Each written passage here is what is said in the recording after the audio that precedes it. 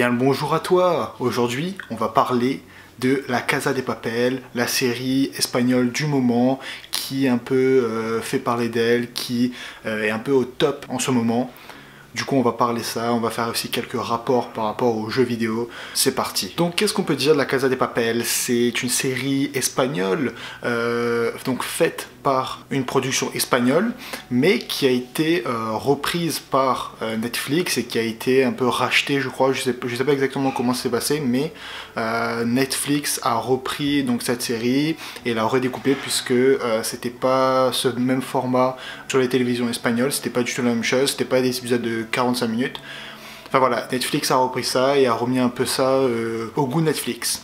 Donc La Casa de Papel, pour faire simple, c'est une série qui raconte un braquage, le plus gros braquage au monde qui n'a jamais été fait. Du coup voilà, c'est un peu cette histoire où on suit 8 personnages qui sont soit des voleurs, soit des braqueurs. Je sais plus s'il y a des tueurs dedans, je crois, je suis pas sûr, enfin bref. Donc voilà, toutes ces personnes-là ont vraiment plus grand chose à perdre.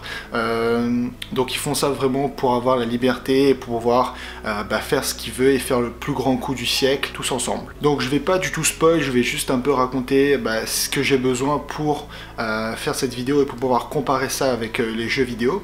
Et donc il faut bien qu'on ait quelques éléments de la série pour que vous compreniez bien. Bon, déjà avant qu'on aille un peu plus loin, j'aimerais dire que si t'as pas regardé La Casa de Papel, franchement tu devrais regarder ça parce que c'est, enfin pour moi c'est une série qui est déjà dans mon top 2, même si je dirais top 1 peut-être, avec Black Mirror. Voilà, ça c'est une série que j'ai vraiment kiffé. Et pourquoi j'ai kiffé? Aussi parce que je l'ai regardé en un week-end. Enfin voilà, je me suis tout fait les 2 saisons en fait en un week-end. Et du coup, je vais parler de ça aussi un peu. Comment ça se fait que j'ai regardé ces 2 saisons en un seul week-end? Pourquoi j'ai enchaîné tous les épisodes l'un après les autres? En fait c'est très simple, c'est parce que lorsqu'on commence à rentrer vraiment dans l'histoire, qu'on regarde le premier ou le deuxième épisode, on est vraiment dans l'histoire, on commence à avoir des attachements par rapport aux différents personnages, par rapport aux histoires qu'ils ont vécues. Du coup voilà, en fait l'attachement aux personnages, surtout qu'ils sont 8, bon, pas tous les personnages sont développés, même si je pense qu'il y a au moins 5-6 personnages qui sont assez bien développés au niveau de leur histoire antérieure. Et du coup voilà, quand t'es comme ça en train de regarder la série et que tu commences à rentrer dans le mood, à essayer de comprendre qui sont les personnages, pourquoi ils sont là, pourquoi ils sont arrivés à faire ça, etc. Et tu veux toujours en savoir plus.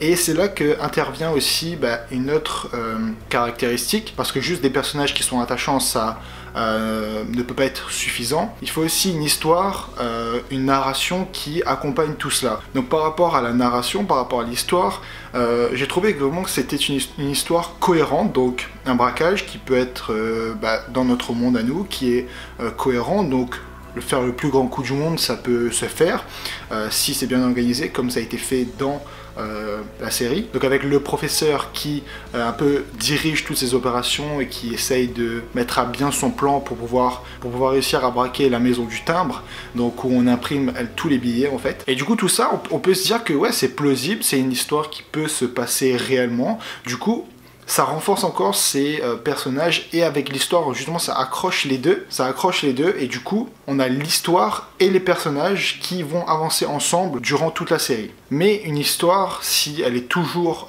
monotone, c'est pas forcément bien, puisque le spectateur peut s'ennuyer, peut faire autre chose.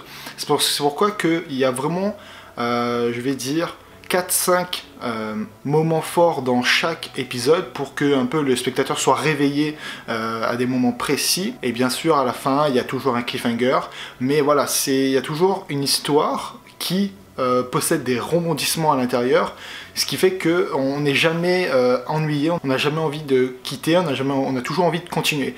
Et c'est pour ça ce qui m'emmène à le fait que j'ai regardé toute la série, toutes les 2 saisons en un week-end, c'est que c'est tellement entraînant que tu as toujours envie de savoir qu'est-ce qui va se passer ensuite, puisque l'histoire, il y a toujours des rebondissements, tu sais pas qu'est-ce qui va se passer ensuite.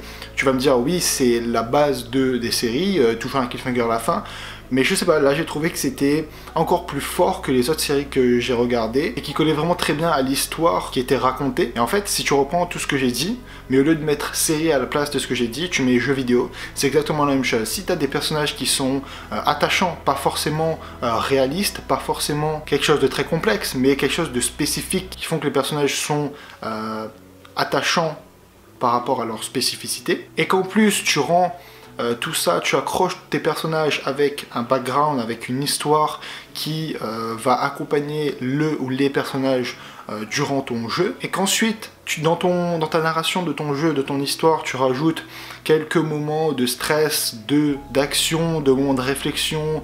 Tu vois, tu varies un peu, tu fais cette courbe comme ça qui fait que le joueur n'aura jamais le temps de s'ennuyer et du coup voudra toujours savoir plus et toujours continuer et finir le jeu en fait. En tout cas voilà, c'est un peu ce que j'ai pensé et c'est ce que je voulais un peu partager parce que je pense que ça peut s'appliquer aux jeux vidéo, ou que ce soit aux jeux vidéo ou au cinéma, peu importe, mais ici spécialement aux jeux vidéo puisque on peut recréer un peu cette atmosphère, ces personnages, cette histoire qui peut entraîner, mais en plus avoir un truc supplémentaire que n'a pas la série ou le cinéma, c'est que le joueur il peut jouer, il peut faire l'action, du coup il peut faire ce qu'il veut dans le monde où il est, alors que si on regarde une série on est obligé de regarder qu'est-ce qui se passe. Donc voilà, j'espère que tu as aimé un peu cette petite comparaison de la Casa de Papel et les jeux vidéo, comment intégrer aussi cette histoire et ces personnages pour améliorer nos jeux. C'est tout pour moi, bonne soirée, bonne journée, salut. Attends, avant de partir, j'ai encore un dernier truc à te dire. Si ça t'a plu, n'hésite pas à t'abonner, c'est juste là.